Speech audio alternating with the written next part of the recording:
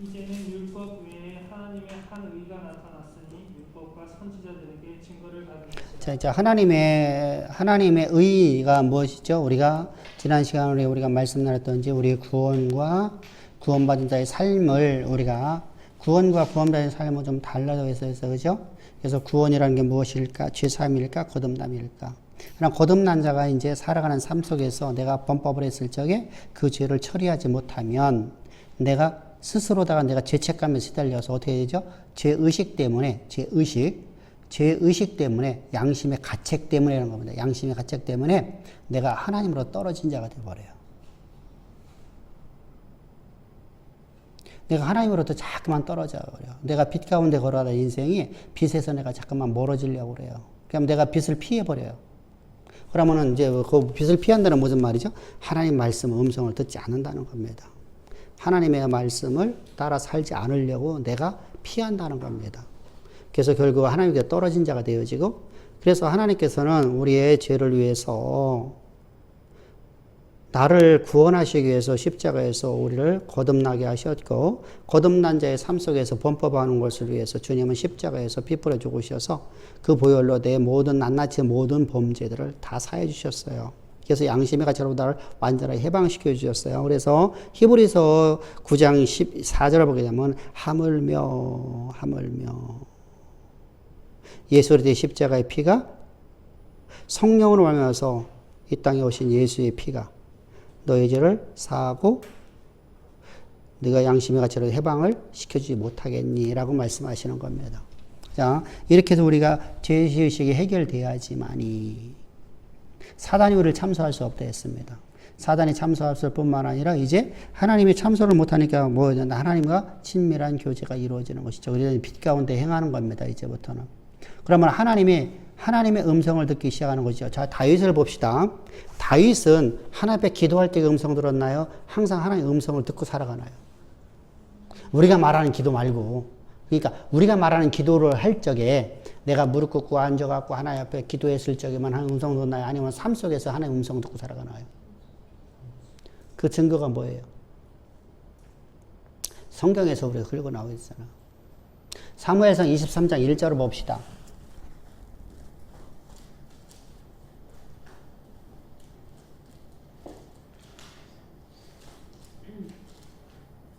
사무엘상 23장 1절.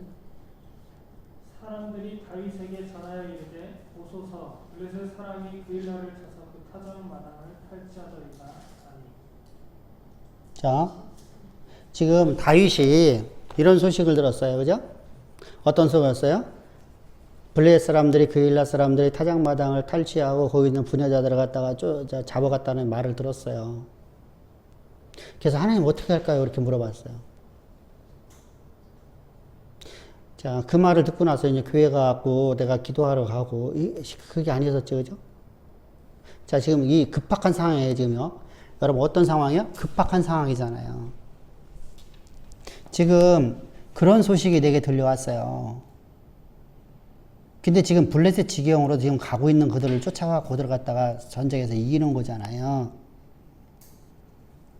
그일라하고 이 블레셋 지경은 접견 지역이에요. 지금 말하면, 지금 거기가 어디지, 그게? 저기, 관자지구, 거기 누가 살고 있지? 거기 요즘에 사는, 뭐라고 하지? 어? 팔레스타인 그 사람들 살고 있는지, 거기는 블레셋 지경이거든요.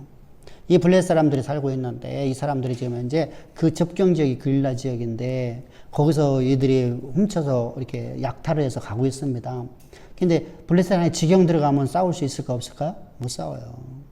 그러니까 지금 급박한 상황이에요. 어찌하오리까? 하나님께서 바로 그냥 해주시죠. 자, 우리는요 이렇게 생각을 해요. 내가 막 열심히 기도해서 내가 기도가 쌓여가지고, 그럼 언제 그 음성 들어? 그 음성 들었을 때 이미 그들은 저기 갖고 이미 다 배설물을 나왔을 때잖아. 그거 갖고 간 거? 그래서 우리가 삶 속에서 내가 기도하는 삶이 되어지는 거예요. 자, 모세라는 인생이 하나님 만난 것은 그가 그냥 살아가는 과정 속에서 하나님 만났죠? 하나님 음성 듣죠? 그죠? 자, 엘리야가 막 하나님 앞에 막 굴고 막 기도했더니 하나님께서 응답 주시던가? 아니죠. 여호와께서 일러 가라사대. 여러분 성경은 그러면 많아요. 다시 말하면 항상 내 삶이 하나님을 위한 삶을 살아가는 사람들이에요. 내가 살아갈 이유가 무엇이었어요?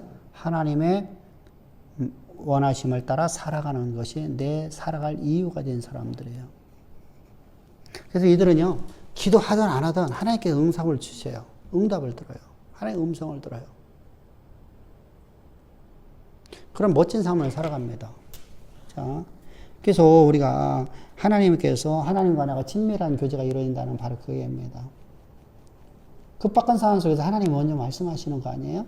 자, 우리가 이제 그렇잖아요. 지금 예를 들어서 지금 홍수가 났어요. 요번에 막 나는 서울 지역 다난 줄 알았더니 그게 아니더라고. 방송에는 워낙 막 그냥 서울 지역 다 그래갖고는 그런 줄 알았더니 어제 김관 집사 말 들었더니 서울 갔더니 그래서 출장 요번에 본사로 올라가는데 안 올라갔대요. 그랬더니 왜 안 왔냐고 전화가 왔더래요. 그래서 그 눈날이 나서 못 간다고 해서 아니 그건 강남 거기 조금 거기만 그렇지 딴 데는 괜찮다고 계속 올라갔다 왔대요. 자요. 근데 제가 한번 봐보세요. 지금 물란이라는 곳에 이제 그 신림동 그 쪽방촌 얘기하고요. 언덕배기 말고 밑에 지역 낮은 지역이 있어요.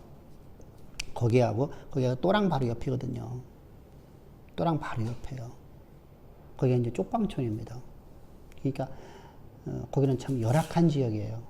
거기하고 또 한 군데가 저기 강남의 그 낮은 지역, 아주 항아리처럼 아주 낮답니다. 거기가 웅덩이처럼 낮은 지역이 있답니다. 거기가 이제 지금 계속해서 해마다 물난리를 맞는 곳이잖아요. 물만 많이 비만 왔다 하면 옛날에도 한 번 또 그랬었죠. 몇 년 전에.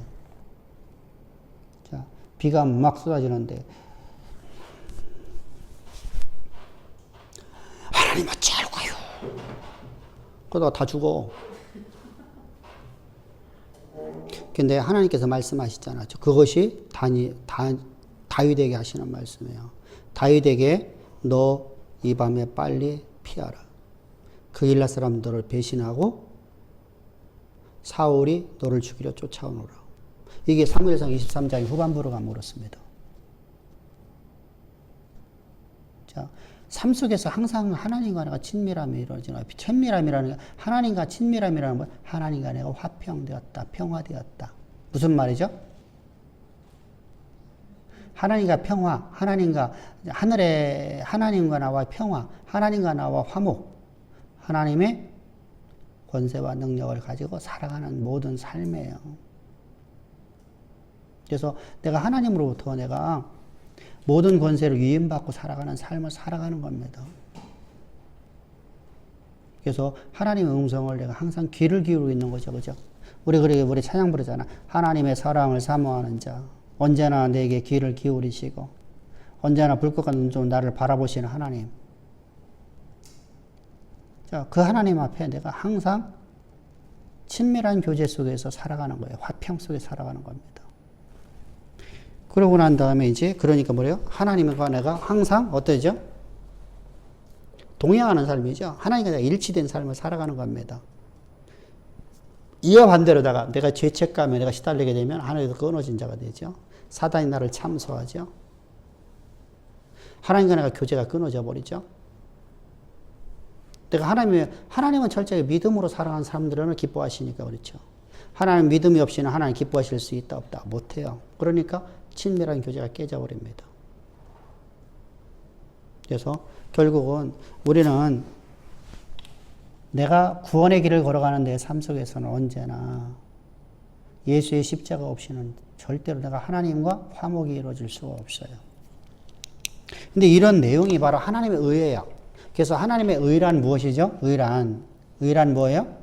내가 아버지께로 가니 너희가 다시 나를 보지 못함이로다. 다시 말하면 예수님이 십자가에 못 박혀 죽으시고 장사진 바 되었다가 부활하셔서 하늘 보좌 우편에 앉으시는 것이죠.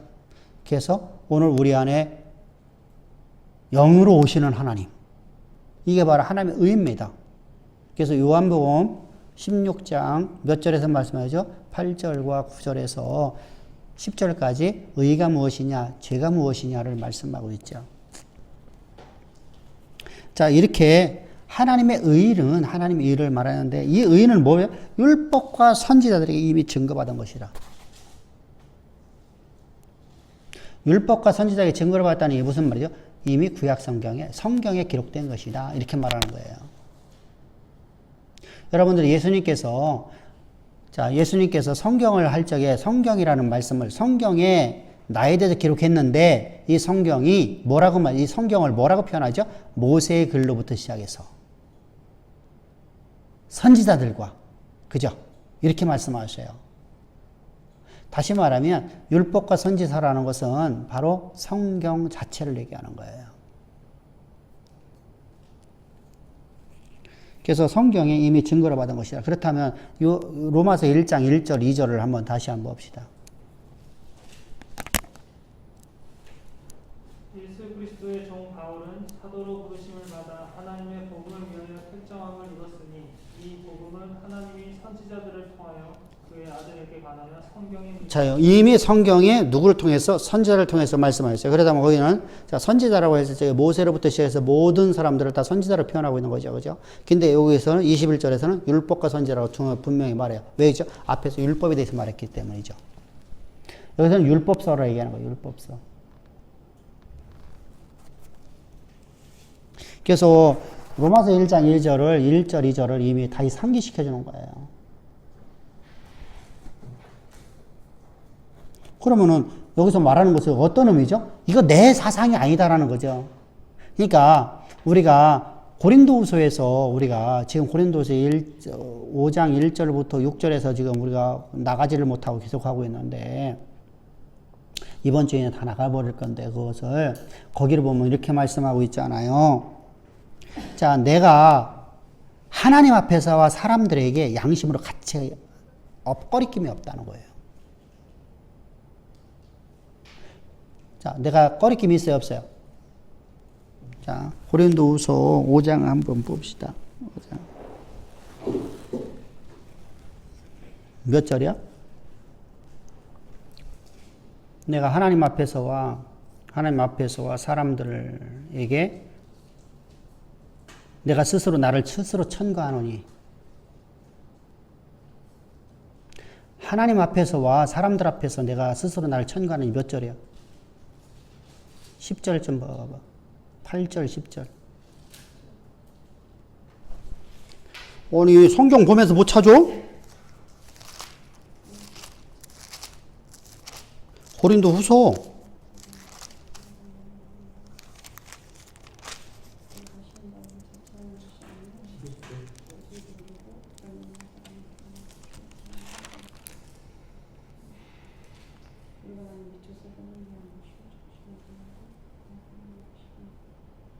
아, 참, 4장 2절. 4장 나가고 있지, 참, 우리가 지금 5장이 아니라 4장 나가고 있잖아. 4장 2절. 자, 만일 우리가 복음이, 4장 2절, 이에 숨은, 시작. 이에 숨은 뭐야? 이에 숨은 부끄러움의 일을 버리고 속임으로 행하지 아니하며 하나님의 말씀을 혼잡하게 하지 아니하고 오직 진리를 나타내므로 하나님 앞에서 각 사람의 양심에 대하여 스스로 추천하노라. 아멘. 다시 말하면 내가 하나님 앞에서 내가 사람들 앞에서 내가 스스로 나를 내 양심에 가책이 없다는 거예요. 내가 왜? 이 복음은 내 스스로 내가 만든 것이 아니라는 거예요. 그래서 이미 그는요, 계속해서 이 복음은 하나부터 내가 직접 사사받은 것을 우리가 갈라디아서 1장 10절, 11절에서 말씀하고 있었잖아요. 그죠? 그래서 나는 이 복음을 내가 만들어낸 게 아니라는 겁니다. 그런데 지금 그 얘기는 어떤 의미죠? 지금 너희를 미혹하는 사람들. 자, 여기서, 숨은 뭐라고 돼 있어? 숨은 뭐라고 돼 있어? 2절에서. 숨은 부끄러운 일을 당하는 사람들은 다시 말하면 숨은 부끄러운 일이라는 건 뭐냐면 밖으로 드러나면 치욕스러운 사람들이야.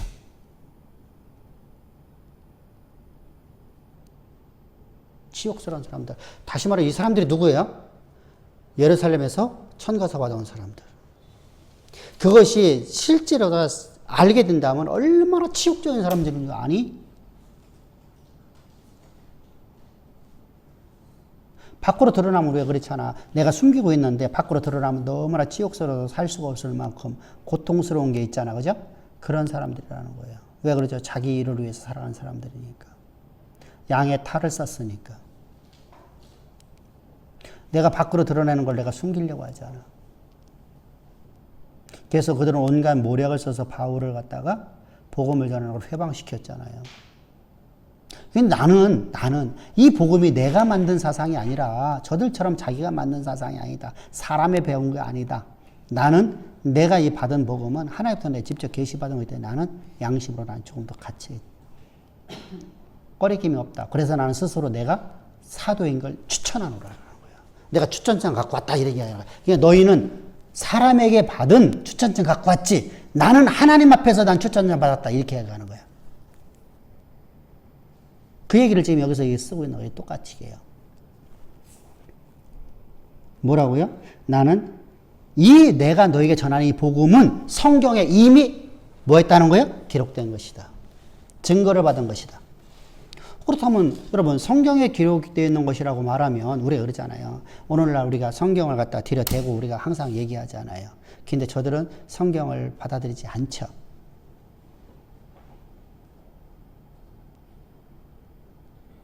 저들은 사람의 가르침에 왜 그렇죠? 바울도 마찬가지예요. 이미 아무리 여러해도 로마 교회는 이미 타락해 버렸거든요.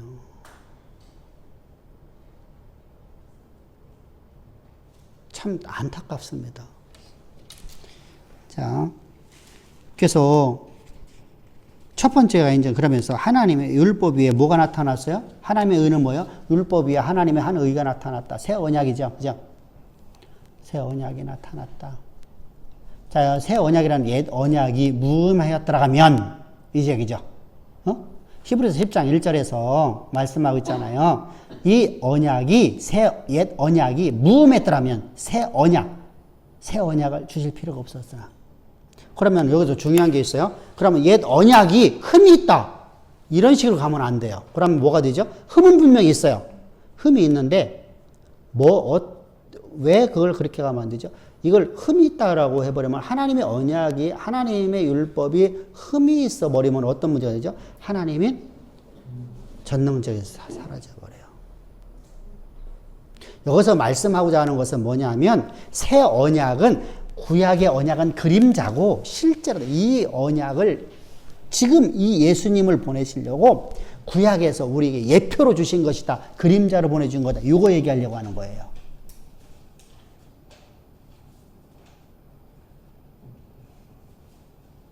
하나님의 신성을 절대로 못 오가면 안 됩니다. 그러니까 문자 그대로 해석하면 안 되겠죠. 그죠?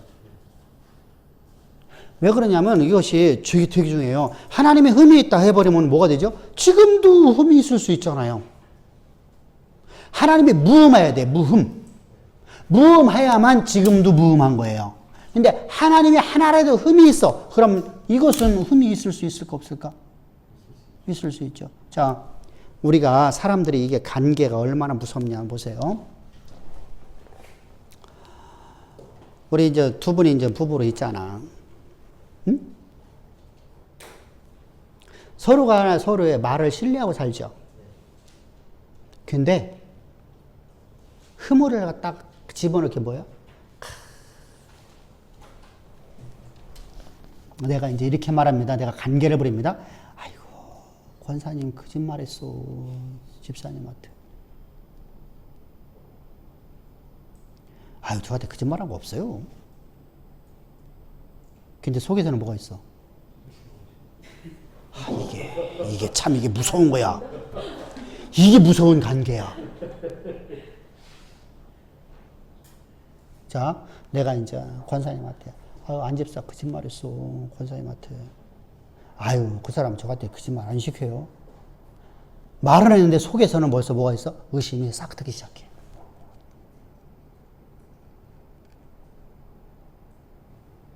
이게 관계야. 사람을 이간시키는 건 진짜 너무 쉬워. 그냥 3번만 말하면 그냥 훅 녹아 떨어져. 이게 무서운 점이에요. 자,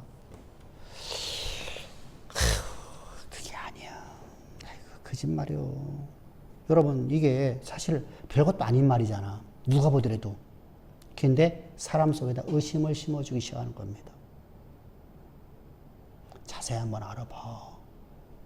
와, 사람 팔짝 뛰는 겁니다. 자, 이렇게 관계를 부리는 것이 바로 자, 누구예요? 거짓 선지자들이에요. 그래서 바울의 사도권을 부인하는 것은요, 이렇게 바울이 전하는 것이 저것은 자기 일을 위해서 하는 거야. 야, 봐봐라. 그런데 우리가 봅시다.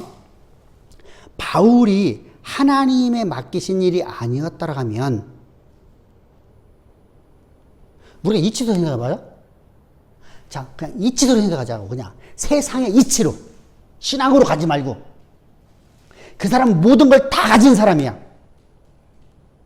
근데 열쳤다가 매 맞고 핍박받고 조롱받고. 여러분, 누구한테 존경받는 인생을 살아갈 사람인데 세상에서 그걸 다 포기해버려. 지금이라도 가면 그걸 받아.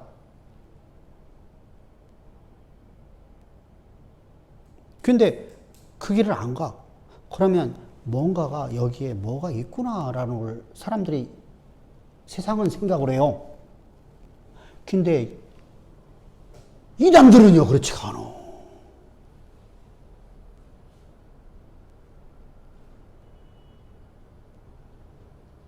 이단에 빠진 사람은 절대 그렇지가 않아. 이게 신앙이 한번 뒤틀려 버리잖아요. 무서운 괴물이 돼버려. 그래서 기독교인이 타락해버리면 더 악하다는 거예요. 신앙이 뒤틀려 버리면 더 악해요. 자요, 바울이 핍박받으며 매맞고 돌로 맞아 죽고 굶주림과 아사를 당하면서까지조차도 그 일 할 필요가 있을까? 자기 일이라고 하면? 누가 보더라도 여러분 세상 사람들이 다 그래요. 세상 사람들은 다 그래요.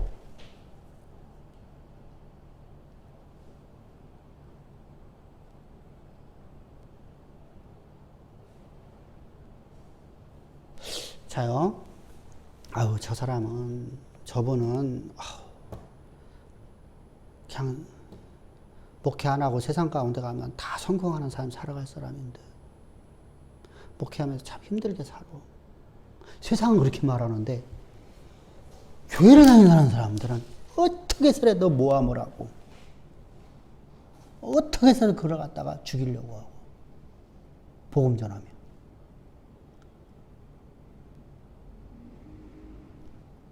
이게 바울을 향한 모습 아니에요? 여러분, 우리 그런 생각 안 해봤냐고요? 바울은 복음 안 전하고요. 지금이라도 복음만 딱 내 일이, 이건 내 일이라고 하면 나는 그렇게 안 살아. 내가 내 일을 하는데 내가 미쳤다고 내가 그렇게 고통받아요? 여러분, 봐보쇼. 내가 내 일 때문에 내가 매 맞고, 태작 맞고, 돌로 맞아 죽기도 하고, 시태점에서 일어나고, 내가 또 말씀 전했는데, 거기 또 핍박이 와갖고, 내가 굶주림과 아사를 당하고, 감옥에 갇히고,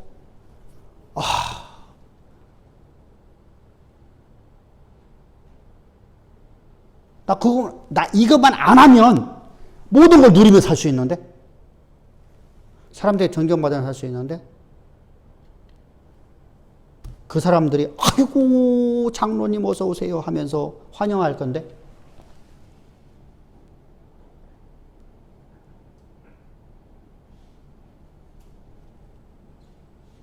그잖아요. 그들의 상사의 의탁권을 질 수 있는 사람인데? 사내들인 공회원. 사내들인 공회원은 가문을 이어서 가는 거거든요.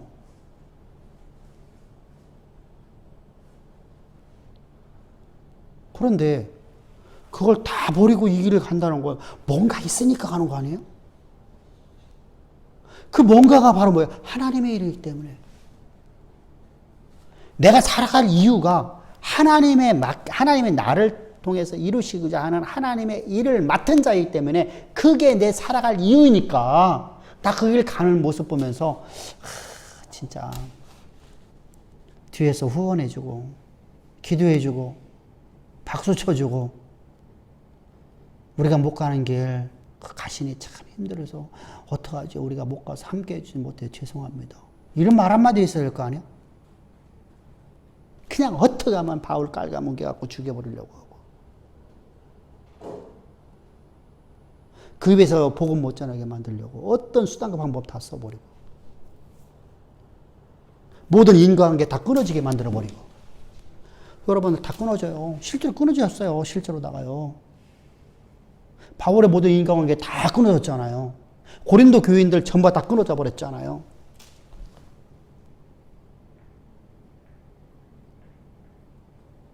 참 무섭잖아요.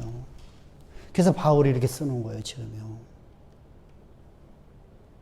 내가 너에게 내가 스스로 나를 천거하는 이유는 뭐냐? 나는 이거 내가 전하는 것이 아니라 내 일을 하는 게 아니라 하나님이라는 것이다. 하나님 나에게 맡긴 일하는 것이다. 그래서 1절, 2절에서 뭐라 했어요? 내가 하나님의 종나 바울은, 그죠? 그랬더니 종된 나 바울은 뭐 하려고? 1절, 2절 시작. 그리스도의 바울은 사도로 부르심을 받아 하나님의 복음을 위하여 뭐를 위해서? 복음을 위해서인데 그 복음이 누구일 거예요? 누구 거? 하나님의 것. 소유가 복음의 소유주가 누구요? 하나님. 하나님으로 온 복음에 대한 지식이요. 그죠?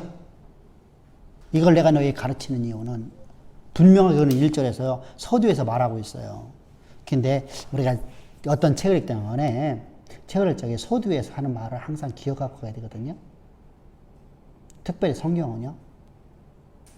근데 서두는 다 잊어먹고 있는 중간 부분만 기억하죠.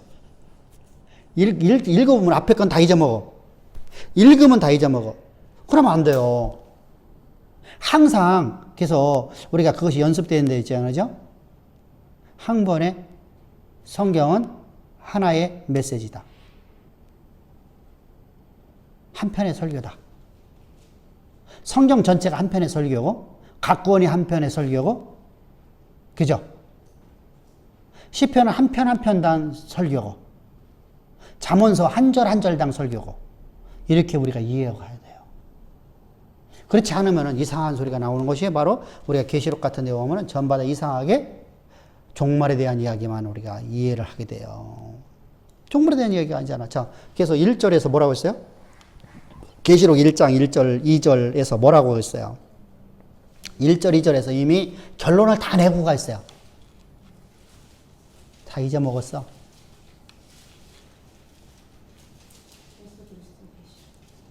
뭐요? 예수 그리스도에 대한 계시잖아.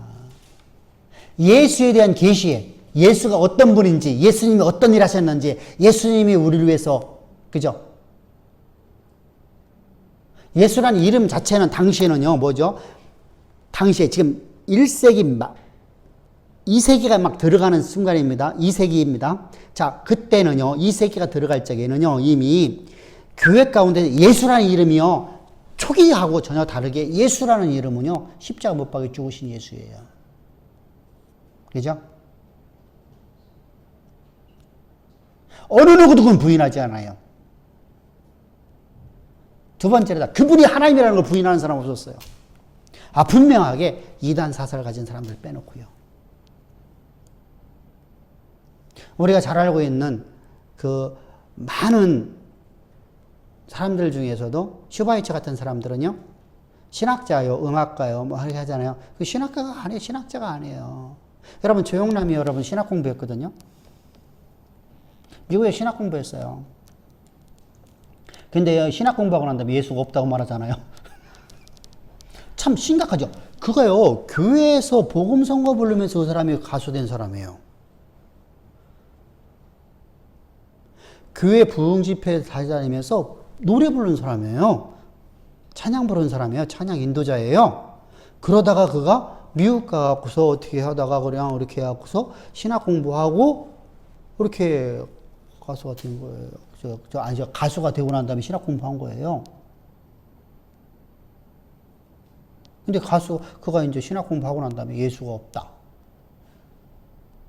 예수는 사람이지 우리의 신이 아니다. 이렇게 이제 주장하기 시작하죠. 참 심각하죠.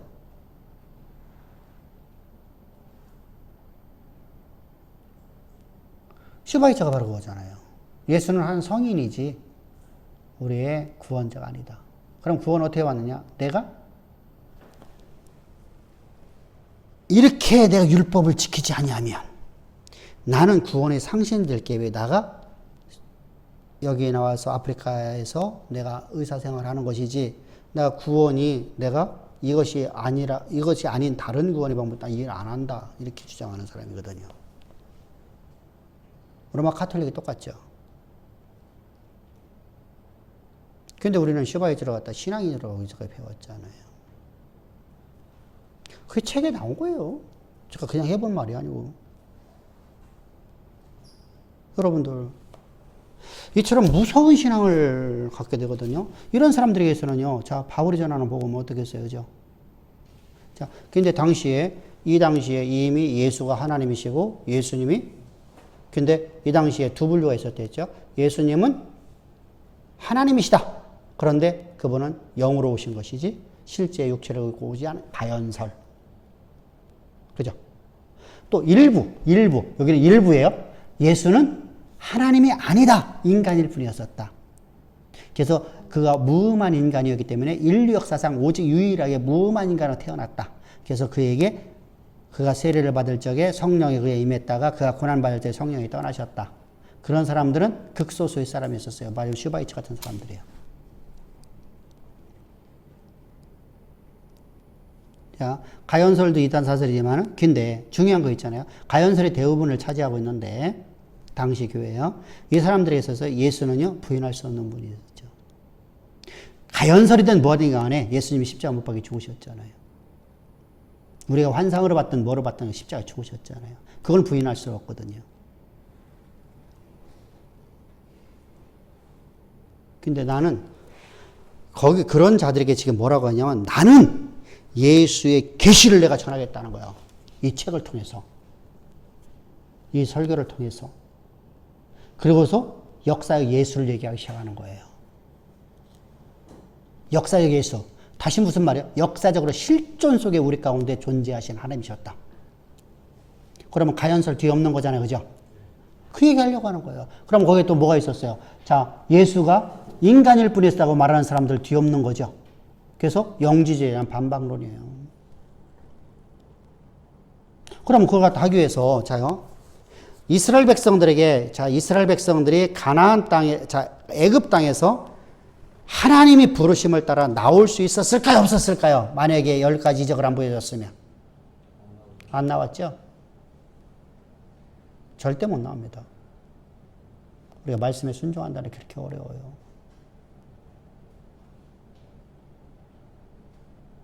그래서 그들에게 하늘나라의 모양을 세 각도로 바라보는 거예요. 보여주는 거예요. 세 각도로도. 이렇게 보여주고, 이렇게 보여주고, 이렇게 보여주는 거예요. 그러니까 하늘나라의 모형을 거기다 보여주는 거예요. 근데 그것이 이상하게 우리는 신비로 가버리죠.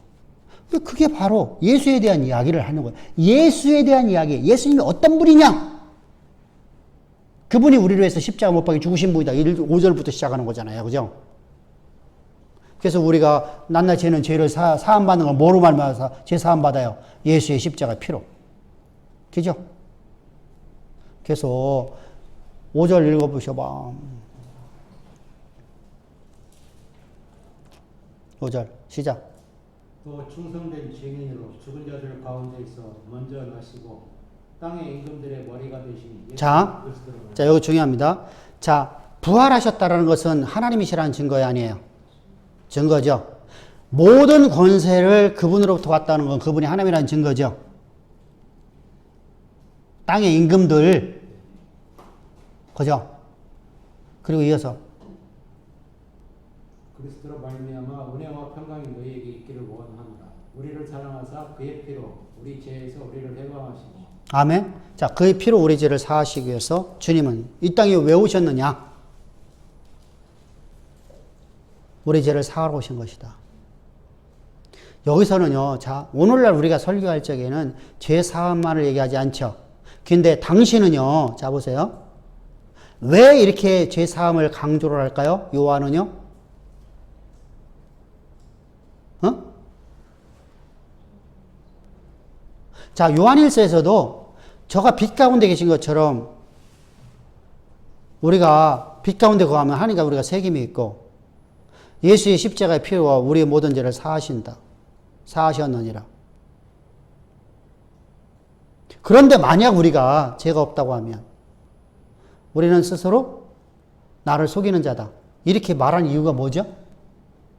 요한일서와 똑같은 시대 속에서 그러는데 요한일서에서 자 앞부분에서 예수의 십자가의 피에 예수의 십자가로 말해서 우리 죄가 사함 받는 것만 얘기하는 이유가 뭐냐고요?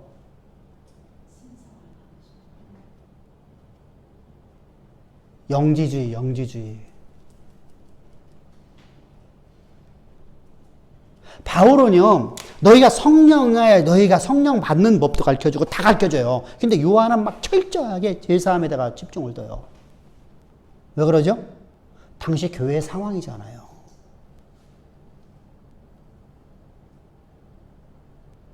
너희가 성령이 너희 안에 있다라면 너희가 너희 상관의 명령을 하나님의 음성으로 듣고 하나님을 대하듯 너 그에게 복종하라. 이렇게 말하잖아요. 그죠?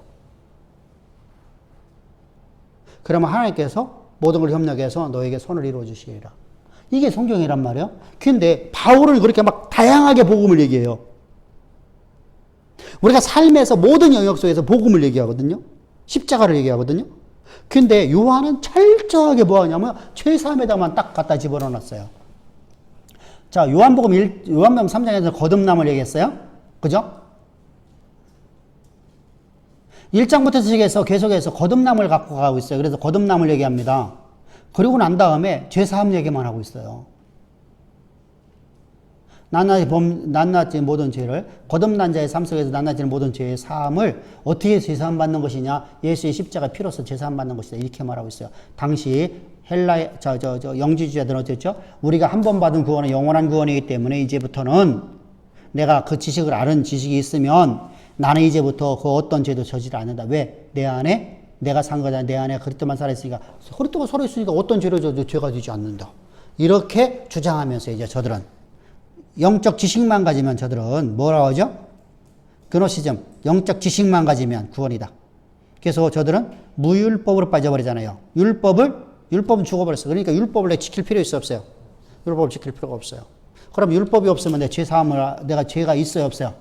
그러니까 나는 죄가 없다고 말하는 거예요. 그래서 스스로 나는 거짓말하는 자가 되어버린 거예요.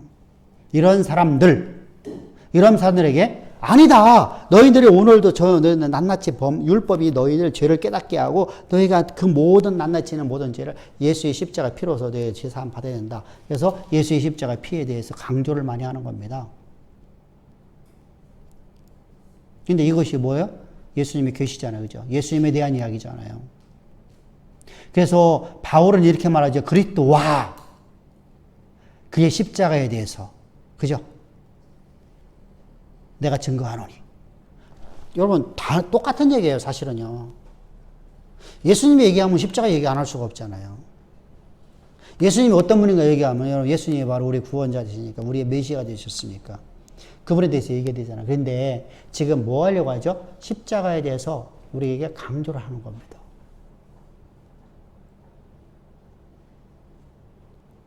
기독론 얘기하면 십자가 복음 얘기 안 할 수가 복음 얘기 안 할 수가 없잖아요. 다시 말해 구원론 얘기 안 할 수가 없잖아요. 기독론 따르고 구원론 따로 여러분 되면 큰 문제죠. 그죠? 하나가 연결돼야 되잖아요. 그죠? 그래서 바로 그럼 율법이라는 것이 이제 율법에 대해서 이제 율법과 선지자의 글에 대해서 이제 기록되어 있다. 다시 말하면 성경에서 이것을 이미 증거하고 있는 것이다. 그래서 내가 이걸 전하노라. 이렇게 말하는 겁니다. 그러니까 나는 너희들 나를 핍박하고 이것이 그러지 말라. 이런 얘기잖아. 그지? 내 말을 좀 들어봐라. 참 노사도에 진짜 애달픈 사랑 노래인 것 같아요. 응? 바울의 사랑 노래인 것 같아요. 우리가 막 자꾸만 이렇게 사랑해 하는데 자꾸만 거부하는 그 여인에게 가고서 내 말 좀 한 번만 들어봐줘. 이렇게 말하는 모습처럼 보이잖아. 혼자 짝사랑하는 여자. 혼자 짝사랑하는 교회.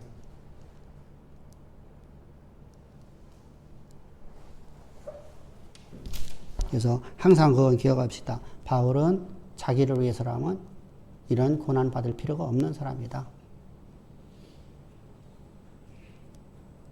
고난 받을 필요가 없다. 그런데도 내가 율법으로 내가 의롭다고 하면 그렇게 끊어진 자잖아요. 그죠? 그래서 끊어진 자입니다.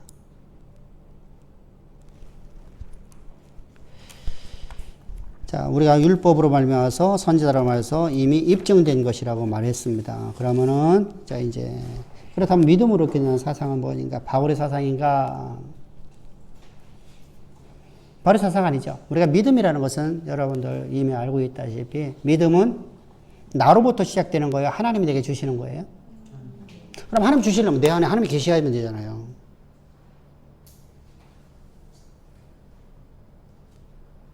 하나님 내 안에 계셔. 왜? 믿음 자체이시기 때문에 우리에게 믿음을 줄 수가 없어요. 그분이 내게 임재하지 않고는 믿음 자체이신 그분이 오지 않고는 믿음이 내게 있을 수가 없어요. 그래서 믿음은 그리스도 안에 있는 믿음이에요.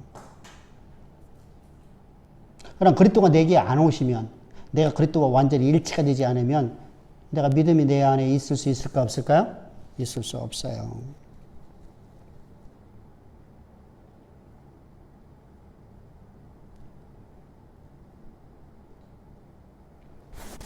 그렇다면 우리는 믿음으로 살아가야 되는데, 그죠? 그럼 믿음으로 살려면 어떻게 해야 돼요? 십자가 안에서 내 안에 그리스도만 살아있어야지만 되잖아요. 다른 방법이 없잖아.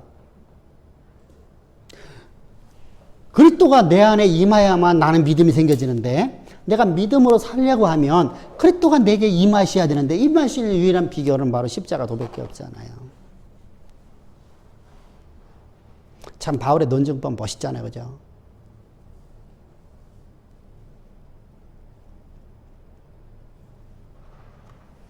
그래서 우리가 모든 삶 속에서 하나님의 약속의 말씀을 내가 믿는 믿음으로 산다는 것은 단순하게 그런데 믿음이라는 것은 우리가 보장되질 않아요. 믿음 자체가 내게 보장되질 않아요. 어느 순간에 내가 나도 모르게 내가 나를 위해서 살고 싶은 그 또 아래 들고 있는 내 모습이 또 나타난단 말이에요. 그냥 나는 날마다 죽어야 돼, 안 죽어야 돼요? 죽어야 되죠. 또 하나 또 아래 들고 있던 나라는 존재, 나를 위해 좀 살고 싶어 라는 내가 나타나요. 이 정도면 좀 나는 쉬고 싶어. 내가 나를 위해 좀 살고 싶다는 거죠.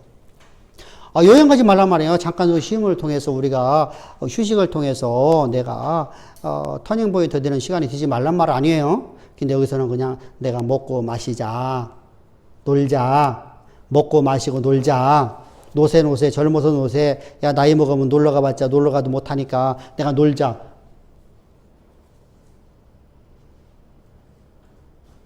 우리 기독교인에게는요 금기어예요.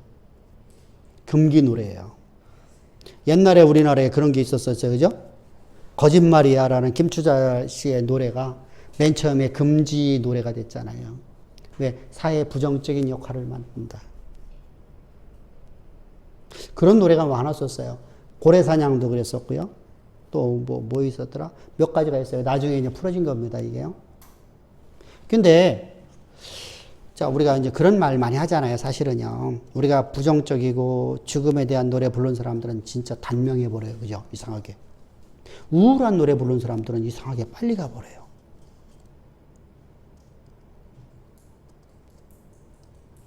이게 사실은 박정희 대통령 때 잘한 거예요. 이게 박정희 대통령 당시에 뭐만 했어요? 새벽정에 올랐네. 이 노래만 불렀잖아. 매일마다 아침마다. 왜 매일마다 노세 젊어서 노세 이거 하는 사람들 보고 일하러 가세 이거 얘기한 거잖아요. 이거 참 잘 한 겁니다. 그러니까 사람의 사상을 바꿔버리는 거죠. 생각을 바꿔버리는 겁니다. 자, 우리가 일을 하다가 피곤할 적에 쉴 수 있습니다. 그러나 이 쉼을 통해서 다시 한 발짝을 더 나가는 자가 되잖아요. 그죠? 그런 인생 돼야 됩니다. 근데 이제 먹고 마시자, 놀자, 술 취하고 방탕하자. 나를 위해서 한번 내가 남은 인생 나는 그냥 행복하게 나는 놀기만 할 거야. 요즘의 은퇴자들의 모습이죠.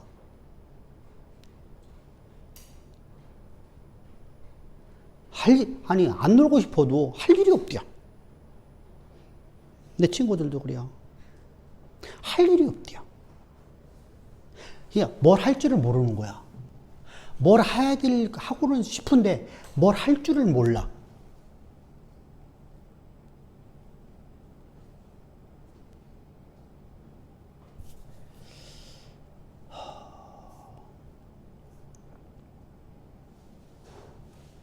우리나라에 지금 현재 우리나라의 전국 어디를 가든 간에, 공원마다, 산마다 운동시설을 만들어 놨죠. 우리 여행이 터닝포인트라는 얘기합니다. 이거 누가 만든 줄 아세요? 평범한 사람이 만들었어요. 자기가 만든 게 아니야. 이 사람이 중국을 놀러 갔어. 중국 상해를 놀러 가갖고 상해에서 그냥 할 일 없이 왔다 갔다 한 거야. 쉽게 해서 한국에서 뭐래 뚜렷한 뭐가 없었어. 그래서 손재주는 있었는가 봐요. 갔는데 상해 어떤 공원에 가서 앉아 있는데 앞에서 할아버지 할머니들이 그 운동기를 갖고 운동기구를 갖고 일을 하고 거기서 운동을 하고 있는 거 이걸. 그걸 보는 순간에 머릿속에 반짝 떠오른 거야. 이거 한국에다 만들어야 되겠구나. 홍보해야 되겠구나. 그래서 한국에 와서 기안설을 해갖고 구청마다 다닌 거야. 시마다 다닌 거야. 그래서 양반이 하루아침에 거부가 돼버린 겁니다. 지금 안 된 데가 없잖아. 우리나라에. 보수 항상해야 되잖아. 여러분들은 한 군데 세우는데 몇백만 원씩 들어가요. 엊그저께 이원 목사님 교회 갔더니 그 시골에 그 금산에 그 재원이라는 곳에 있는 시골인데 면소재지에서 조금 떨어진 동네예요. 조금만 더 나가면 면소재더라고. 근데 그 동네 한가운데 그냥 한 몇십 호 많이 살이 한 30호 정도 들거더라고. 근데 거기에 이것이 떨어졌는데 이게 떨어졌는데 이걸 놓을 자리가 없는 거야. 군청도 답답하지. 그러니까 이제 목사님 이거 주차장 한쪽에다 이거 만들어 놓읍시다. 시에서 다 하겠습니다. 이게 거기다 보니까 하나 둘 셋 넷 다섯 개를 놓는데 이게 자그마치 몇백만 원어치예요.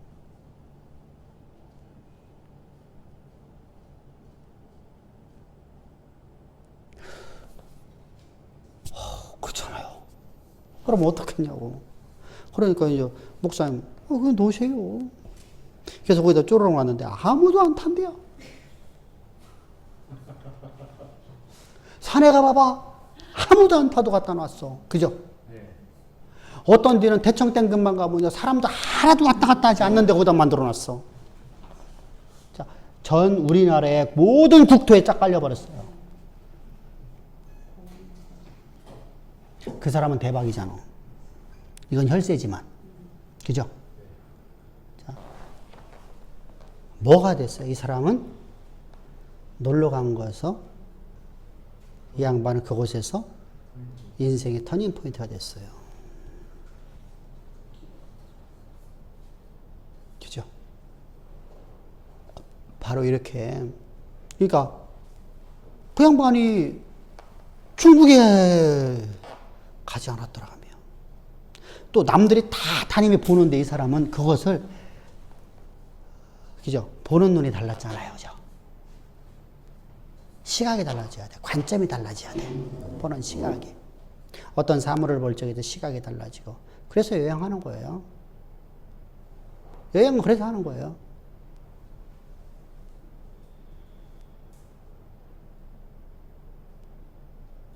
그것이 없으면요, 뭐하러 여행합니까? 피곤하게?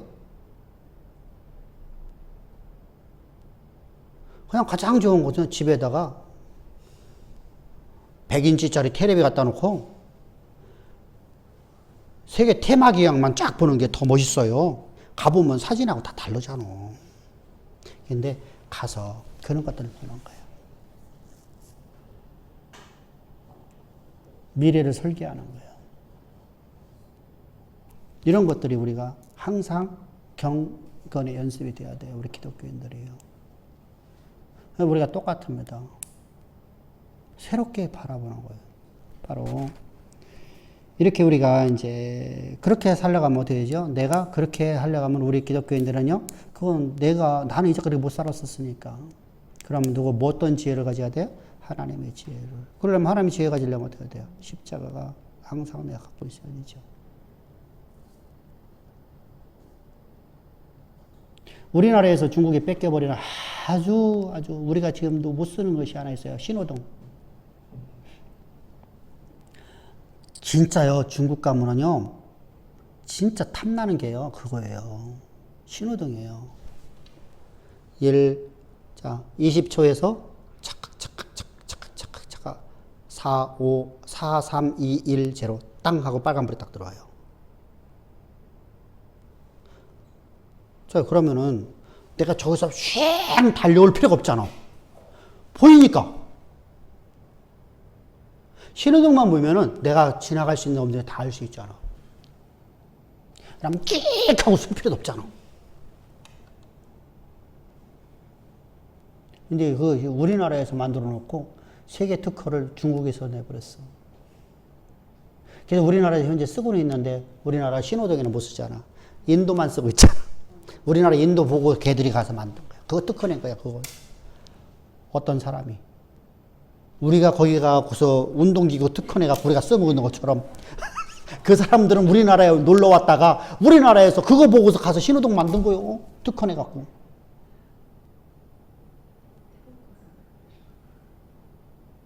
야, 멋있잖아요? 그러니까, 우리가 그거 하나마다 할 때, 하나를 만들면 하나마다 다 로얄티를 줘야 되겠죠. 우리가 만들어 놓고, 우리가 개발해 놓고. 근데 우리는 개발할 적 이거 특허도 안 내는 거예요. 참, 어리석죠. 그죠? 특허비가 만만치 않아요. 응? 특허비가 만만치 아, 만만치 않아도. 그게 국가별로 다 내야 돼. 근데 중국 가면 모든 도로가 다 그게 돼 있어서요. 얼마나 편한지 말도 못해. 전문적으로 그걸 해주지 않으면 힘들어요. 우리나라가, 쳐보세요. 우리나라도 그것이 지금 신호등, 인도는 다 만들어 놨잖아. 신호등도 하려면 얼마든지 할 수 있잖아. 홍보해버리면. 근데 그걸 못 한 거야. 안 한 거야. 그래서 결국은 우리가 그것이 하나라도 있었더라면 우리는 다 할 수 있잖아. 근데 우리는 안 했기 때문에 우리는 그들에게 로얄티를 줘야만 되게 되었습니다. 그래서 우리는 뺏긴 거거든요. 자, 중국에서 놀러 왔다가 그거 하나 해갖고 그 사람은 대박 쳐버렸잖아. 중국이라는 땅덩어리 얼마나 큽니까? 우리나라 수십 배가 되는 그 땅덩어리다가 여러분 그거 다 만들어요. 여러분 신호등 지금 엄청 비쌉니다. 하나에 몇 천만 원씩 하는 겁니다. 이렇게 여러분 정부 납품은 다 비싸. 세일이라는 게 없어. 두배 정도. 응? 두달 전에. 하나의 예를 들다가 우리가 저 컵을 개당 저가 180원 정도에 우리가 납품을 하는데 실제 우리가 살 적에 저거 90원까지 사잖아요. 9원짜리 9원까지 사잖아요. 18원씩 납품하는데 이거 어떤 때는 세일할 적에 8원 몇 점까지 나가요. 그죠? 비쌀 적에는 마트마다 좀 다릅니다만은 뭐 식자재라든가 뭐 저 또 이렇게 세일 매장 이런 데 가면은 보통 한 박스에 11,000원, 12,000원 이렇게 갑니다. 근데 이제 또 이제 그냥 일반 이런 상가를 가게 되면은 보통 15,000원 막 이렇게 갑니다. 그러면은 얼마나 많이 남는 거고. 그죠? 여러분. 그래서 정부 납품업체들이요 서로 따려고 하는 거예요. 따놓으면 그냥 만고 땡이거든요. 독점이 되니까. 정부에서 지원을 해주니까 누르면 그냥 어쩔 수 없이 해요. 그래요. 그냥 다 하는 거야. 600만 원짜리 시중에서 살 거예요. 두 달 중에서 600개라도 지원금이 나오니까 맞아. 그걸로 사. 그거 안 사면 안 돼. 또. 네. 딴 거 사면 안 돼. 네. 조달청에서 주는 것만 사는 거야. 안 받으겠어요. 그러니까 이렇게 되는 겁니다. 자, 어찌됐건 간에 우리가 이제 바라보는 시각이 좀 다르자. 신앙인들은 좀 다르야 됩니다.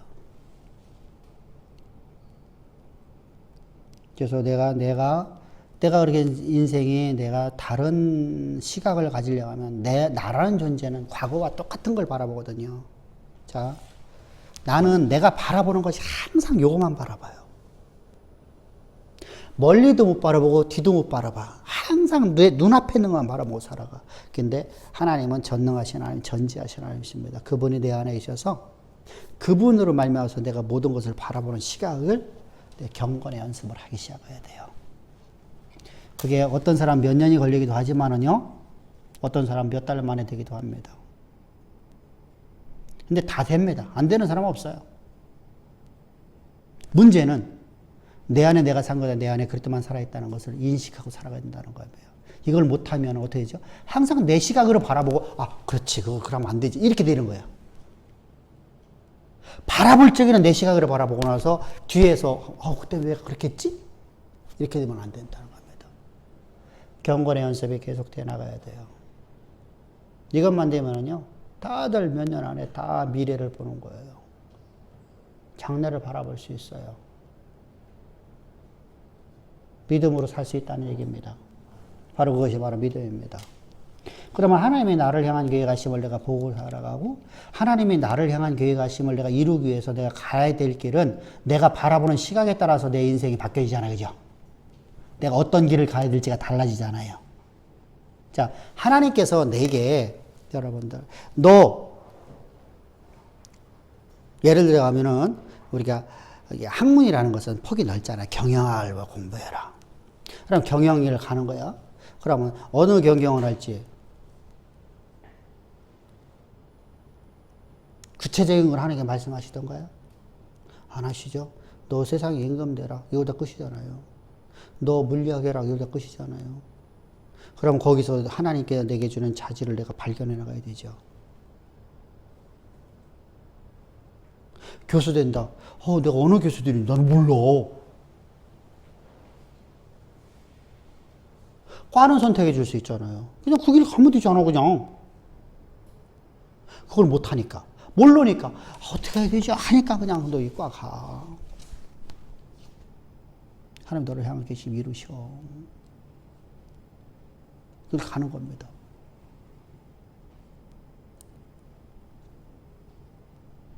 자, 우리가 이렇게, 그러면 내가 하나님이 나를 향한 계획하시면 내가 볼 수 있는 시각이 되어진다면 얼마나 좋을까요?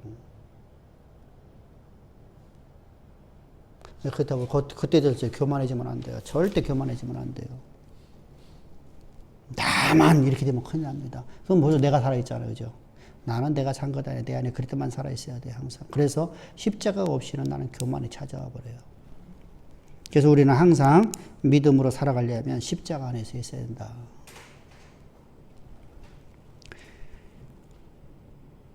그래서 당시 유대인들이 주장되던 율법에 의해는 하나님, 유대주의에 의해서 왜곡된 것뿐 참된 성경이 아니다는 것입니다. 그럼 저들은 뭐 했었죠? 율법의 행위를 통해서 구원을 받는다. 그다음에 할례를 받아야 구원받는다. 율법의 행위를 해야 돼 구원받는다. 이런 주장을 했잖아요. 그죠? 초대교회에서는 가장 큰 이슈가 바로 할례입니다.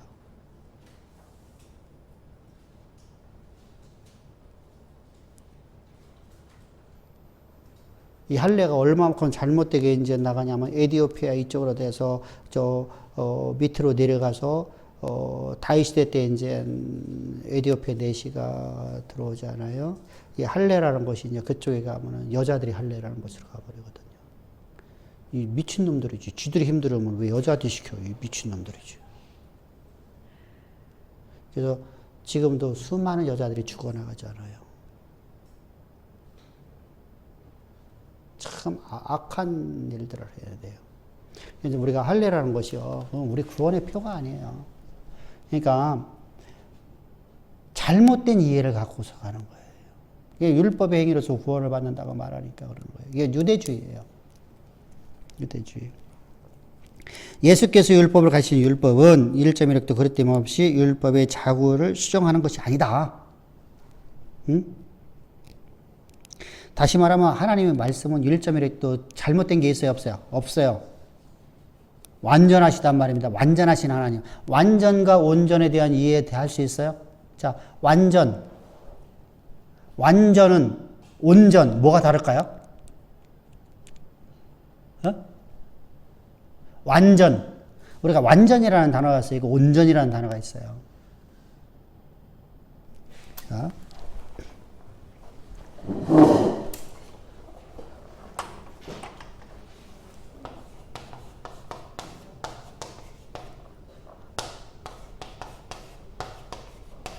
자, 뭐가 달라요?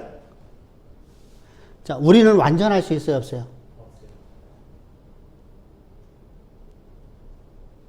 없어요? 분명히 없어요? 진짜예요? 그래서 완전은 하나님이에요.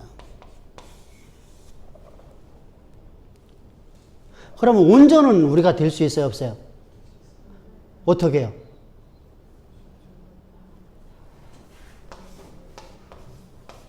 그리스도의 십자가를 통해서. 이 차이점이에요. 그러니까 언어를 우리가 이런 것은 분명히 분별을 해야 돼요. 우리가 완전한 존재는 아니에요. 우리는 완전할 수가 없어요. 아무리 여러분들 우리가 거듭난 자가 아니라 뭐래도 여러분은 완전할 수가 없어요. 완전한 하나님만이 완전하신 분이에요. 근데 우리는 온전할 수 있어요. 누굴 통해서? 예수를 통해서. 우리는 온전할 수 없는 인생이거든요. 근데 우리가 온전해질 수 있어요. 예수의 십자가로 해서 내가 거듭나서. 아멘? 그래서 우리가 이런 차이점이 있습니다. 그래서 하나님의 율법은 완전한 율법이에요. 그래서 그걸 자구수정하는 게 아니에요. 율법의 의미를 잘못 사용하니까 주님께서 말씀하시는 거예요. 율법의 의미는 뭐예요? 우리를 죄를 깨닫고 하나님의 은혜 가운데 들어가는 거죠. 제사를 통해서 하나님의 은혜가 없이는 살아갈 수 없는. 근데 저들은요, 제사를 하나의 형식과 의식으로 만들이고요. 그죠? 자신들이 율법을 다 이뤘다고 하잖아요. 바울도 과거에 그랬었잖아요. 그죠?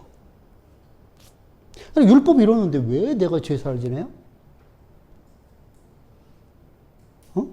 자, 율법을 이뤘으면 내가 번제 드릴 이유 있어요, 없어요? 내가 속죄 드릴 이유 있어요, 없어요?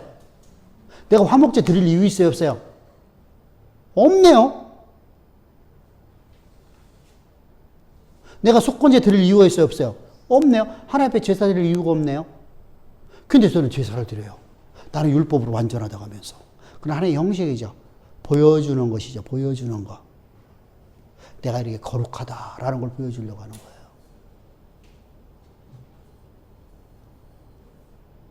그리고 자기 마음이 유한해요. 내가 이렇게 했으니까 하루 나를 도와주겠지. 라고는 유한일 뿐이에요. 자, 내가 보여주고 내 유한되는 그런 예배였었어요. 그런 제사였었어요. 왜? 그들은요, 거기서 희생의 피로서 제사 안 받는 거 아무 의미가 없어요. 왜? 나는 율법 다 이뤘는데 제사 받을 필요 있어요, 없어요? 없죠. 이것이 바로 유대교예요. 자, 그런 유대인들에게 율법의 근본을 바로잡아 주려고 하는 거예요. 율법으로서 죄를 깨닫는 거예요. 그래서 하나님의 은혜 가운데 날마다 더 깊이 들어가는 거예요. 할렐루야.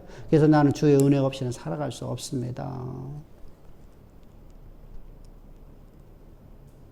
그래서 율법을 완전하게 하고자. 율법이 완전한 게 뭐예요? 율법을 통해서 내가 하나님 안에 푹 들어가는 것이 완전한 거죠. 율법을 그래서 썼으니까. 율법을 그렇게 주셨잖아. 그 목적으로다가. 그냥 그 목적이 실현되는 것이 완전해지는 거잖아요. 그죠? 그래서 바울은 율법 폐기하는 무율법 주장이나 율법 자체를 비난한 적이 없어요. 근데 저들은 왜곡시켜져. 바울이 말하는 걸 왜곡시키죠. 자, 우리가 찬송가를 왜 안 부르느냐? 그러니까 이단 아니냐? 아, 찬송가가 왜 성경이냐고요? 찬송가는 많은 기독교인들이, 개신교의 기독교인들이 말하듯 로마 카톨릭이라는 곳은 귀찮아요, 그죠? 참된 신앙이 아니라고 다 말하면서 그 사람들이 만들어낸 찬송가를 왜 부르면서 왜 그것이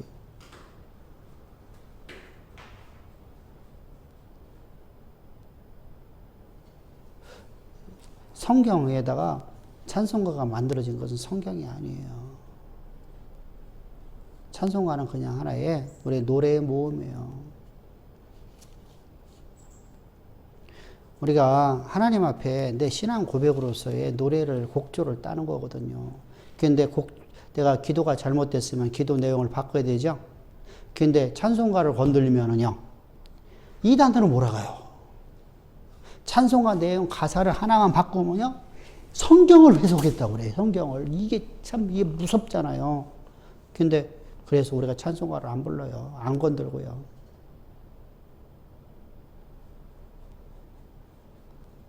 찬송가를 여러분 조금씩만 손보면 되게 좋은 찬송 많아요. 구원으로 인도하. 얼마나 경쾌하고 좋아요. 그죠? 그런데 끄트머리에 뭐지?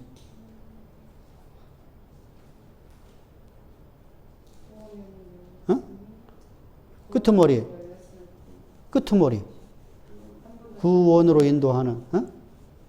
구원으로 인도하는 그 문은 참 좁으며 명수 인도하는 길 갑시다. 얼마나 좋냐고. 근데 이게 끄트머리 후렴 부분을 딱 넘어가면 이제 문제가 되기 시작해요.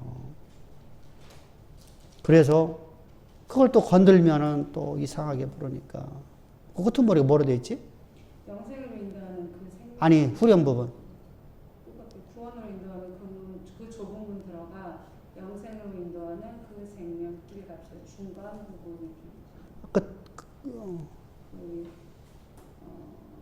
구원의 문 닫힌 후에 들어가고 싶으나 한 번 닫힌 구원의 문은 또 열려지지 않은. 이어서. 구원으로 인도하는 그 좁은 문 들어가 영생으로 인도하는 그 생명길 갑시다. 그게 다요? 예, 이게 이제 3절 후렴 부분이에요. 그게 찬송가 몇 장이야, 그게? 521장. 521장?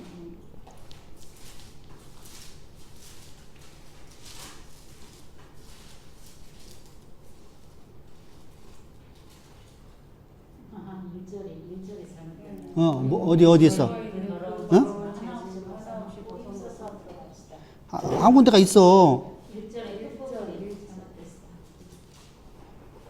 500 몇 장이라고 했어? 21장 힘써 들어갑시다. 이게 나와. 그치. 1절에 보면, 우리의 죄짐 무정하고 힘써 들어갑시다. 1절의 끝부분 우리 몸에 지워있는 그 더러운 죄짐을 하나 없이 벗어놓고 힘써서 들어갑시다. 3절은 이제 예수님 우리가 이제 최후의 심판 이후에는 들어갈 수가 없다는 얘기고 되게 좋은데 우리의 더러운 죄짐 하나 없이 벗어놓고 이게 말이 안 맞잖아, 그죠? 우리가 이걸 갖다가 자 구원을 여기에 지금 십자가가 하나도 없잖아. 그럼 우리가 더러운 죄짐은 어떻게 돼야 돼요? 예수의 십자가 피로 우리 제사함 받는 거잖아요. 믿음으로 가자 이렇게 말해야 되거든요. 그런데 내가 힘써 들어가는 것이 되잖아요. 그래도 조금 옛날보다 좀 낫네. 이거 조금씩 약간 조금씩 손본 것도 있어요. 그래서 이게 좀 심각한 문제입니다. 바로 이런 것들이 이제 문제가 됩니다. 그리고 우리가 보혈찬상이라고 하는 202장, 옛날에 202장, 198장 뭐 이렇게 몇 가지가 있습니다. 그죠? 그런데 그 찬양도 엄청이 많은, 우리가 이제 건들 것이 많아요. 주제별로 들어가면은, 구원. 자, 250장 보면 찬송합시다. 요 250장 되게 좋은데,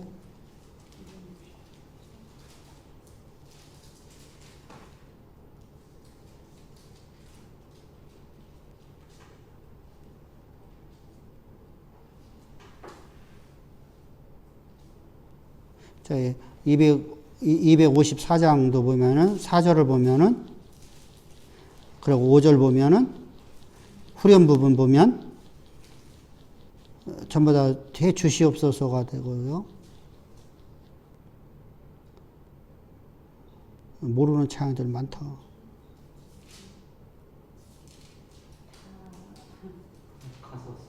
뭐 씻기 원하네, 뭐 이렇게 다 돼 있어요. 그래서 이게 이제 심각한 문제란 말이에요. 이걸 갖다가 좀 바꿔버리면은 이제 복음 선거는 바꾸는 건 아무 소리 안 해.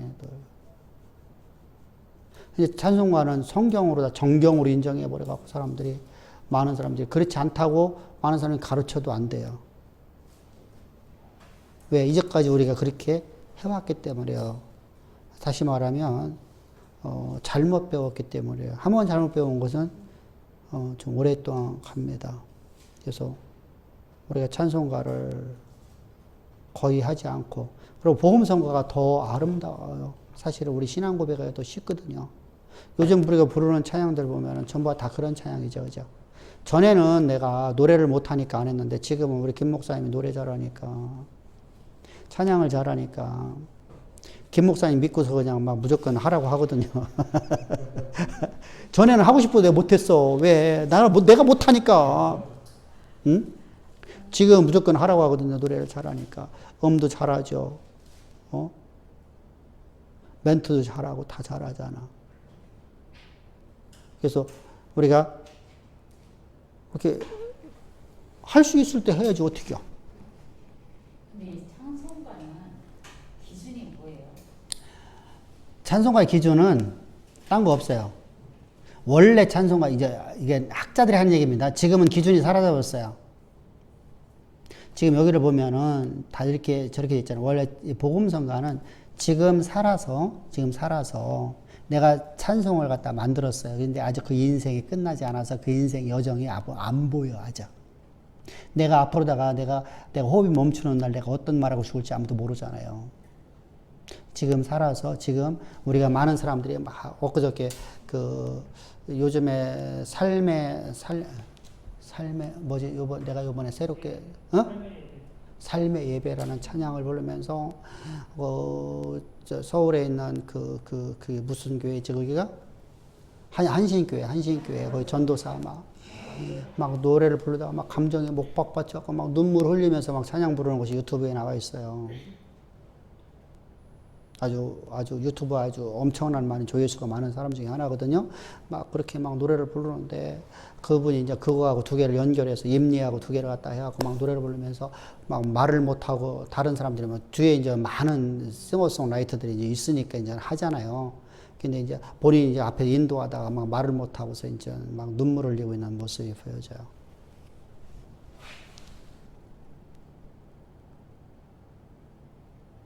근데 그 다음 찬양이 이제 뭐죠?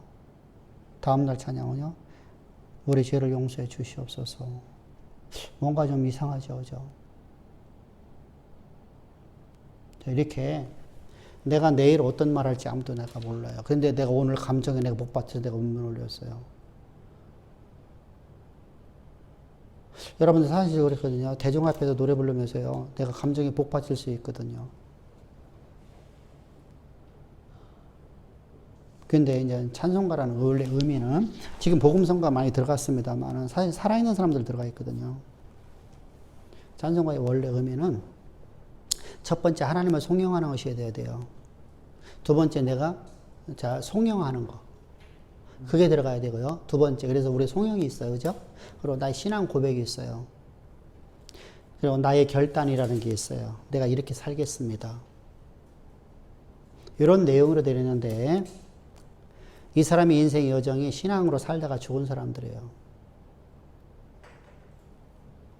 근데 지금은 그 기준이 사라졌습니다. 이렇게 해서 성경의 찬송가가 들어야 되는데, 자요. 앞에서 우리가 말씀드렸다시피 여기에는요, 자, 찬송가는요, 성경이 한 권 팔릴 때마다, 한 권이 팔릴 때마다 출판사에서 이 판권을 누구한테 돈을 줘야 돼요? 출판사가 가진 게 아니에요. 총회가 가져요, 총회. 그러면 우리나라의 총회가 얼마나 많아요, 그죠? 100몇 개가 돼요.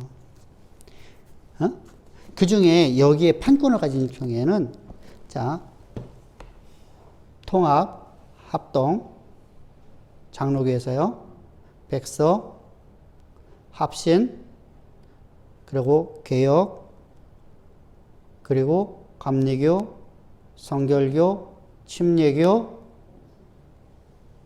또 뭐가 있죠? 오순절 순복음교회, 순복음교회도 총회가 두 군데예요. 이렇게 이들이요 돈을 받아요.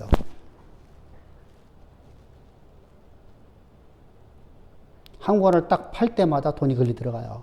판권이요. 저자가 예수님이신데 글리가요. 저자는 예수님인데 글리가요.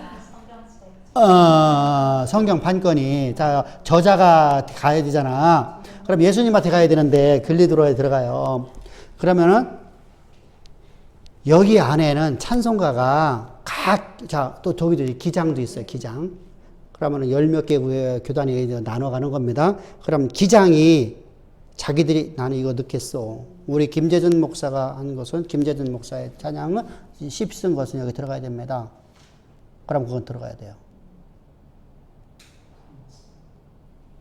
이게 의미가 사라진 거예요. 그죠? 그러면은 통합 측에서 아니야, 이건 우리 교단의 어떤 목사님이 장로님이 쓴 거야. 그러니까 이것은 들어가야 돼. 이렇게 해서 짜집기 돼서 들어가는 거예요.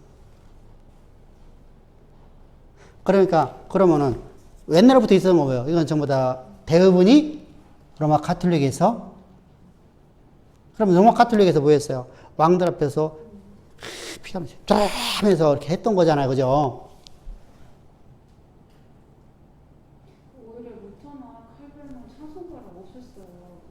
없었죠. 왜냐하면은 이건 의미가 사라진다. 아니다. 성경이 아니다. 그래서 실제로다가 초대교회는요, 찬송이 없었었어요.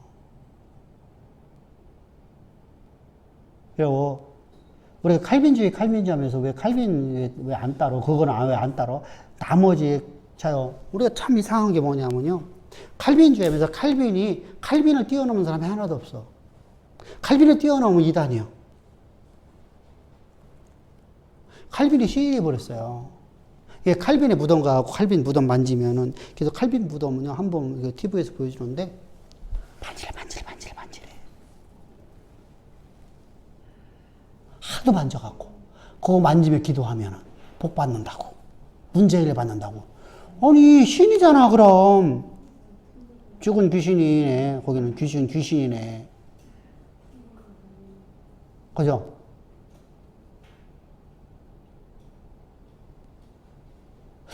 오늘날 만에 칼빈이 살아있다면 칼빈 인정했을까요? 온갖 모략을 다 했겠죠. 당신은 왕정시대니까 그냥 먹혔어요. 됐어요. 칼빈은 유부녀하고 살았죠. 수많은 사람을 죽였죠. 마녀 하여그러다가요. 당신은 그렇지 않을 수가 없었어요.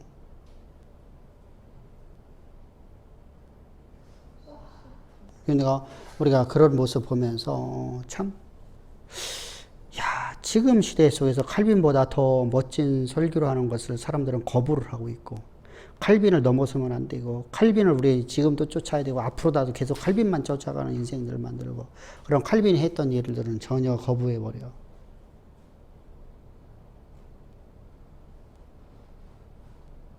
참 답답하죠. 그러니까 내가 신앙이 되어버렸어. 내가 복음 되어버렸어. 내가. 그러니까 우리 교단에서 이렇게 했으면 그거 안 따르면 안 돼. 그 얘기예요.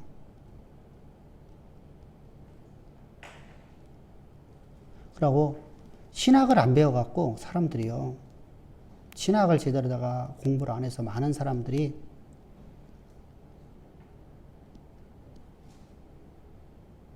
뭐 다 그런 건 아니에요. 신학을 또 정상적으로 배운 분들도 많습니다. 근데 제대로 안 배운 사람들 많거든요. 그런 사람들이 이제 이상한 말 하기 시작하는 거예요. 그럼 그 사람들이 보수는요, 말을 안 해요. 보수는요, 신앙의 보수는요, 하나님이 하시지 뭐. 하나님이 하실 때만 기다리면 돼. 근데 신학이 없는 사람들은요, 신학의 보수가 아니잖아요. 그러니까 교단 힘 믿고서 그냥 이상한 소리 되는 거예요.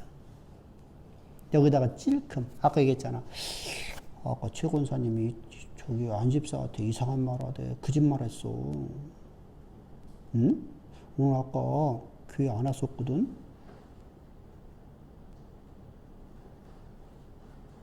야, 이게 속에서, 아유, 그러지 않아요. 아까 왔다 갔겠죠. 목사님 못 보셨겠죠. 근데 속에서는 뭐가 되죠? 진짜 안 왔었나? 이 사람 어디 갔었나? 이렇게 의심을 만들었나? 아까 왔었어. 나 빵도 주고 갔어. 자요. 이렇게 아까 희연이가 왔었잖아. 그러니까 거짓말 한 거 아니요? 예를 들자고 한 거요. 또 가갖고서 또 그냥 어디 갔다 왔어 이렇게 하면 안 되지. 자, 이처럼 하나님께서 우리가 이제 신앙생활에서 하나님이 우리를 향한 계획하심을 향해서 알고 나가는 내가 살아가야 될 이유를 아는 것이 진짜 중요하고요. 그 길을 가는 데 있어서 수많은 비아냥과 멸시와 조롱이 있다는 것들을 항상 기억해야 돼요. 내가 하나님이라면 내가 모든 것이 복되다. 아니요. 그렇지가 않아요. 바울이 다윗이 고난을 받았던 것처럼 우리도 고난이라는 것을 받게 돼요. 그러면은 내가 하나님이 나에게 맡기시니까 내가 한 것을 나는 행복하고 나는 그것에 즐거워야 되잖아요. 그죠? 그죠? 그것이 짜증나고, 그러면 안 되겠죠. 분명하게 우리가 어떤 때는요, 다시는 내가 복음 전하지 않고 싶어요. 이런 마음 안 든다는 건 사람이 아니죠. 그죠? 나도 모르게 내가 내 안에 있는 내가 뛰어나오잖아요. 툭 튀어나오잖아요. 나도 강대상 몇 번 엎으려고 했었어. 하도 화가 나고, 하도 짜증나고. 나도 똑같은 여러 번 성경을 가졌단 말이에요. 이거 안 했다면 거짓말이잖아요. 근데 나도 그렇게 살았어요. 그래서 그런 나를 예수의 십자가의 피값으로서 내게 베푼 은혜를 내가 자꾸만 깨닫게 하셔서 그 깨달음을 통해서 내가 하나님이 일하는 곳에서 행복한 인생으로 나를 만들어 가시잖아요. 안 바라보고, 사람 안 바라보기 시작하고. 사람 바라보면 여러분들 못 살아요. 못 해요. 어떻게 합니까? 똑같아요. 우리가 하나님의 일을 하면서 동일해요. 하나님이 맡기신 일 이렇게 하는 거예요. 그래서 그것이 내 인생에 내가 살아야 될 이유가 되어지고, 그런 일을 하는 데 있어서 내가 하나님 은혜 가운데 더 들어가야 되니까 하나님 율법이 이것이 내가 잘못된가를 깨닫게 해주시죠. 앞에서 왜 했잖아요. 내가 강대상을 몇 번 얻고 싶어 내 생각으로다가 이것이 죄라는 걸 깨닫게 하잖아요. 이것이 하나님의 범법이라는 걸 깨닫게 하잖아요. 그래서 나는 그것을 통해서 하나님의 은혜 가운데 더 들어가게 만들잖아요. 더 들어가니까 내가 그런 것이 없어지기 시작하잖아요. 몇 번 하고 나니까 사라져 버렸잖아요. 20년 동안 한 번도 나 그런 적 없었어. 여러분, 그거 다 거짓말쟁이들이죠. 여러분, 누구나 다 여러분들 한 번씩 오는 위기거든요. 그때마다 내가 그것을 하나님 앞에 범법한 걸 깨닫고, 그래서 우리는 율법으로서 내가 의롭다 할 자가 아무도 없는 존재예요. 그런 나를 사랑하사 예수의 십자가의 피로써 내 모든 죄를 사하셨고, 오늘도 하나님과 내가 화목하게 하셔서 하나님으로 인해서 살아가는 인생 만드셨어요. 그래서 하나님이 일하는 것으로 행복한 인생 만들어주시 하나님 감사합시다. 그런 것이 기록되어 있는 것이 바로 율법이에요. 그렇게 나를 이끌어가려고 해서 율법이 완성된 거잖아요. 그죠? 율법이 완성은 뭐예요? 하나님과 내가 화목해요. 내가 하나님이 일하는 거예요. 하나님의 권세와 능력을 가지고 하나님이 주신 자원 갖고 내가 하나님이 일하는 거예요. 그것도 행복한 거예요. 그것도 내가 만족하는 거예요. 내 인생에 살아가는 이유가 거기에 있는 거예요. 그것이 바로 율법의 뭐예요? 완성이라고 하는 거예요. 완성. 율법이 완성이라고 하니까 그냥 율법을 내가 또 언제 아니야. 어떻게 여러분들이 지킬 수 있어요? 그러니까 율법을 지키는 것이 잘못된 것이 되어버렸어요. 그러니까 어떡하죠? 거짓 신앙체가 만들어질 수밖에 없겠죠. 그죠? 복음을 모르면. 내가 죽을 것 같은데요? 율법은 나를 자꾸만 죽이는데요. 그러면 뭐가 되겠어요? 율법을 폐기해야 되죠. 그래서 율법 폐기론이 나오는 거예요. 율법을 얘기하면 율법을 안 지켜. 나는 율법 다 지켰으니까. 그래서 사실은요, 영지주의는요, 어디서 나오는 거라고요? 율법주의에서 나오는 거예요. 유대주의에서 나오는 거예요. 유대주의에 뭐가 들어왔어요? 헬라 철학이 들어와서 영지주의라는 게 만들어지는 거예요. 지식만 있으면 된다. 자요, 내가 2 곱하기 2를 알아. 그래서 나는 2 곱하기 2를 아느니까 나는 지식이 있어. 그래서 나는 지식인이야. 그래서 나는 어디 가서 셈을 셀 적에 2 곱하기 2는 안 해.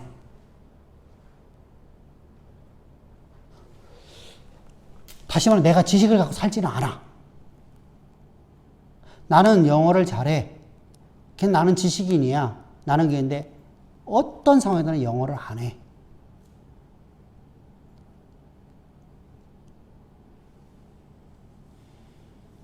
나도 영어 잘하면 나도 가고 태국 가고 영어 할 거예요. 내가 태국어 잘하면요, 나가 태국어 하죠. 한국말 안 해요. 그죠? 우리는 지식을 갖고 살아가요. 근데 영지주의는 그렇지가 않아요. 지식만 갖고 있으면 되고, 그것이 나는 구원이야. 그리고 나는 이제부터 나는 그 하나님의 법을 나는 갖고 살지를 않아. 왜? 그래 나는 괜찮아. 얼마나 여러분 매력적입니까? 여러분 얼마나 매력적이냐고요.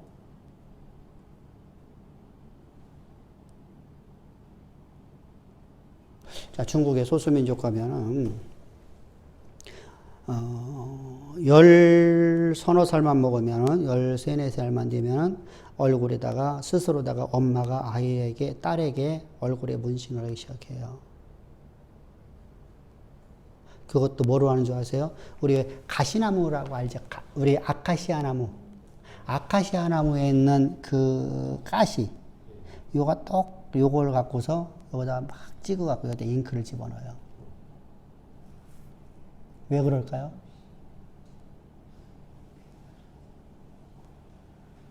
그 이유가 딱 한 가지예요. 이 아이가 얼굴을 이걸 안 하면 족장이 이 아이를 데리고 살아요. 모든 아이를 그리고 시집 보내는 거예요. 문화가 그래요. 근데 그것이 그들에게는요, 그게 불문율이잖아요. 그러니까 엄마들이 자기들이 그렇게 살았으니까 너무 싫었거든.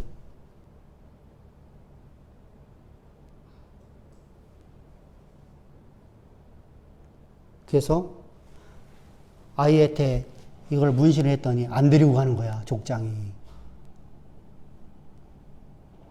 그래서 그 동네 여자들은 전부 다 문신하는 거야. 얼마나 막 여기가 막 부어오르고 애가 막 그렇잖아요. 그죠? 우리가 바늘만 한 번만 찔려도 막 애들은 난리 치는데 그걸 얼마만큼 여러분들 거기다가 얼굴 전체를 완전히 막 새까맣게 만들어요. 진상스럽게. 그래야만 안 데리고 가니까.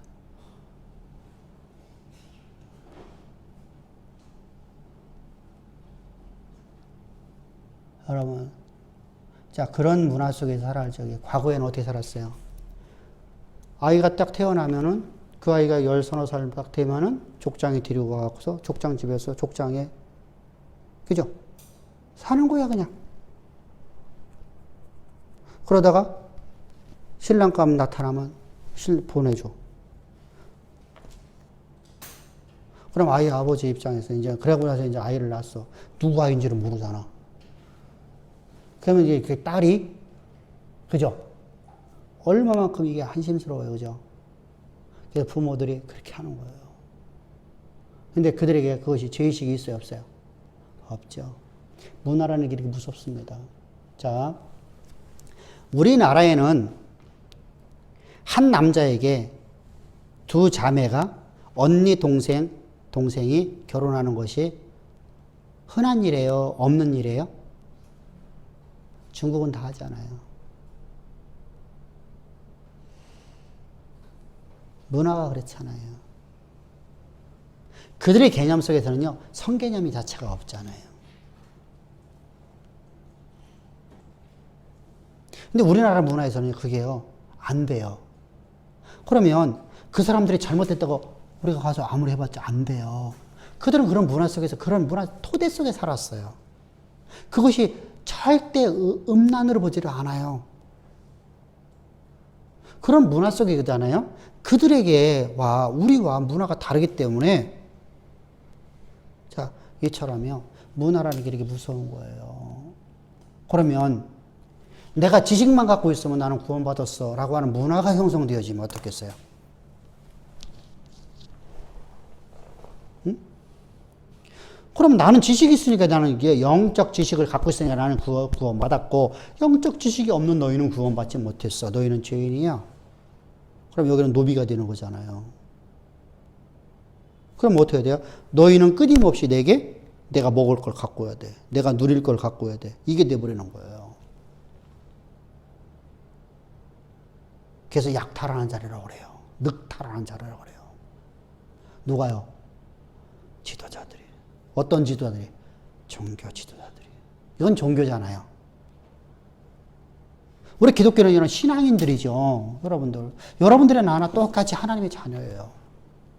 직분이 달라요. 저는 하나님의 종으로서 여러분들을 섬기라고 보내줬어요. 그러면 여러분 섬기라는 개념은 뭐죠? 여러분들이 한 말씀을 가르쳐 여러분들이 하나님의, 자, 여러분들 선생님은요, 섬기는 자예요. 섬김을 받는 자가 아니라요. 존경은 받아요. 그러나 섬기는 자예요.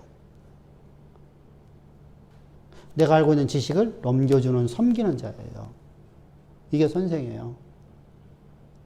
근데 이게 이제 잘못된 인식 때문에 섬김을 받으려고 하는 것이 이제 우리 과거의 모습이었었죠. 그죠? 그래서 그것 때문에 많은 문제를 일으킨다 해서 이제 이상하게 커피 한 잔도 못 사주게끔 만들어 버렸잖아요. 그죠? 그 일부 사람들 때문에. 그럼 법이라는 게 법은 완전한 게 하나도 없거든요. 법이라는 건요, 법을 만드는 건 맹점에서 생겨져요. 그죠? 그러면은 왜, 그 사람들은 왜 학교 선생님은 커피 한 잔 얻어먹었다고, 어떻게 돼요? 징계받으면 어떻게 돼요? 권사님? 퇴직을 해야 돼요? 그게 이제 안 당해봐서 모르겠는데. 하여튼 청렴이 저희 청렴, 성문제, 폭행 이 세 가지는 피해갈 수가 없어요. 아마 그죠? 방송이나 그런 책들에. 근데 뭐 공금을 횡령하고 뭐 김영란법에 그 엄청나게 많이 걸린 사람들은 또 잘 살아, 그지? 김영란법을 경외하게 이용하죠. 그죠? 이게 뭐냐면요, 법은 항상 맹점이 있다는 거예요. 법에는 허점이 있어요. 그래서 변호사들이 그거 갖고요, 무죄를 만드는 거예요. 그래서 살인죄도 무죄를 만들 수가 있어요.